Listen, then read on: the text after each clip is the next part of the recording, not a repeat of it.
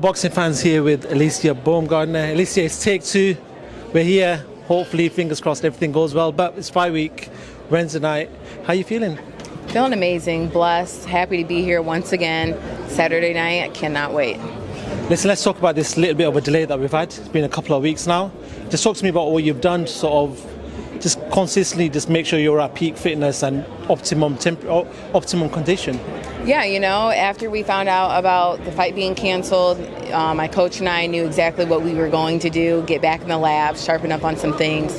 Again, this is my lifestyle. This is what I do. I love to just progress daily and as an athlete and as a boxer. So, again, that's what we did, and I took advantage of every day that we had.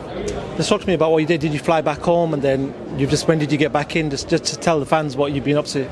Yeah, so we flew right back in. We left that Sunday, had Monday and Tuesday off, and came back in the gym Wednesday. And again, just excited just to be fighting at the O2 Saturday. Again, I'm like, this is nothing different. This is my life. I want to talk about your journey. I was reading up on yourself, and as we do, came along your story where you used to work in a care home, sell your own tickets. Life wasn't easy for you. Now you're sort of co-main, sort of, let's call it, headlining as such, because your fight is as good as the main event. Right. But talk to me about the journey about getting here. How was that for yourself? Man, the journey has been everything. I've enjoyed the process. Started boxing at a young age. At 8 years old, I walked into the gym. My dad said, hey, let's try this. I wrestled first, so it was nothing new for me to be in a combat sport, to be in a male-dominated sport, and that's exactly what I did. I took boxing by the balls, and I'm like, bet, let's do it. And again, I never imagined my career just being where it's at right now, and it's just a blessing. I made every opportunity, and I made it count. I didn't have all the access of things to get me where I needed to be, but I knew that I had the work ethic, and I knew I was going to get my shot sooner or later, and that's what happened when I became world champion. And now I'm fighting for the unification fight at 130. Your journey hasn't been as straightforward as you sort of made it there. You did lose along the way. You had a bump in the road. But mentally, how did you recover from that? You challenged yourself. You fought somebody that was 9-1 at the time. I know you're somebody I've spoke to you in the past. Before the Terry Hopper fight, you're just looking for challenges. You're looking to push yourself forward and forward. How was that time for you when you lost? Yeah, that time, just outside life was not adding up, and when your outside life isn't adding up, it plays a factor in the ring. And so my team wasn't the best. Just everything was just off for that fight. But again, the loss made me who I am today. I kept pushing. I didn't allow my loss to dictate my boxing career. I knew that I would still be a world champion regardless of a loss, and I'm thankful for that fight. It was a great fight, but I've grown so much from that fight. You can't go off of that fight to think you can beat me, because that's not the case. I have evolved. I have gotten so much better, and just my skill is just amazing.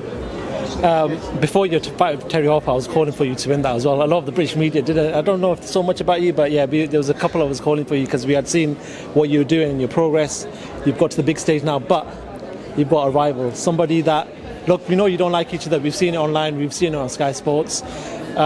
Making weight again for Mikaela Mayer. Do you think that's going to be a big issue for her? Because you did say first time around she looked like a dried up raisin. Yeah, it's going to definitely be an issue. She can say she has the best nutritionist. That doesn't matter. I've been in her position before when I had to make weight, and I struggled to make 130. So I know that she has to be on her P's and Q's when it comes to making weight. I don't have to worry about that. The only thing I'm worrying about is beating her Saturday and what I got to do. I'm enjoying my life. I'm hydrated. I'm smiling. I'm happy. Like that's what Fight Week's all about. What's going to happen on Saturday now? Are we looking for the knockout? Are we looking for this big performance? We know this is the fight that you wanted, and obviously there's going to be a bigger fight for all the belts at some point, but this is the fight that you've been looking for. So what's going to happen on Saturday night? Yeah, this is the fight that I accepted. It was offered to me. I didn't have to take it, but I took it because I believed in myself. I believed in my ability, and come Saturday night, you don't always look for the knockout comes. So I believe that she's going to walk right into whatever punch that is, and it's going to be a dogfight. I'm there to hurt her. I'm there to get her out of there. I'm there for the ref to stop the fight. Interesting. I do want to talk about the main event. Claressa Shields, Savannah Marshall, big fight. Like I said, your fight is as good as our fight, but that's another big fight. How do you see that fight playing out?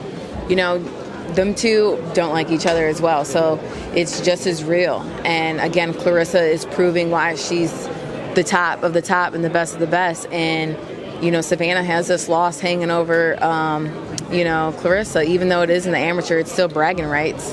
And so, again, I think we're going to see a dominating fight come Saturday night with those two. Do you want to talk about someone else fighting on Saturday night, American back home in Deontay Wilder?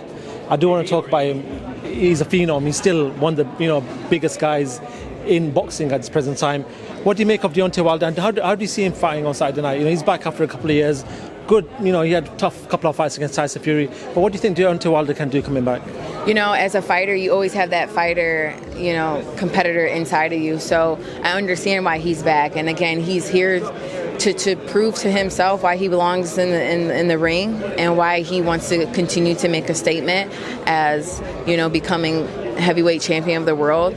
So again, I'm just excited just to see boxing progressing and moving forward. And just final two questions from myself. Another fight that's sort of in the talks, back and forth, big fights, so it's sometimes all hard to make. Terence Crawford, Errol Spence Jr. We're saying it's close, and we've heard it's not close, it's close.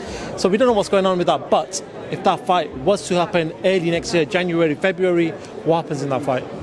Man, that's a great fight. I cannot pick a winner. I cannot choose for that fight. I think both fighters are wanting to prove themselves. There's been a lot of talk. There's been a lot of, who's better than who. But again, this is boxing. It's so unpredictable, and I'm a fan as well. So sometimes I just want, whoever wins. That's the final one for myself. You talked about boxing being very unpredictable last week. In the UK, we were ready for a big contest. Conor Benn, Chris Eubank Jr. Unfortunately, that fight hasn't gone to place because Conor Benn failed drug tests. There's reports, claims that he's might have failed the second one as well, but we're not sure of that. What do you make of this whole drug testing and how last week was handled, seeing as the fight might have gone on? It's important that we have drug testing in boxing. It's important that fighters are kept safe. That's something that we really have to take in consideration. Not only are we fighting and putting our health on the line, but we're also, wanting to make sure that everyone's playing the game fair. And so, the right decision was made last week. And again, we will continue to see how it pans out. Alycia, listen, massive good luck on Saturday night. Not that you're going to say to me you don't need it, but big fight, big occasion, packed out all too. Good luck, and no doubt we'll speak to you very soon. Thank you so much. Thank you.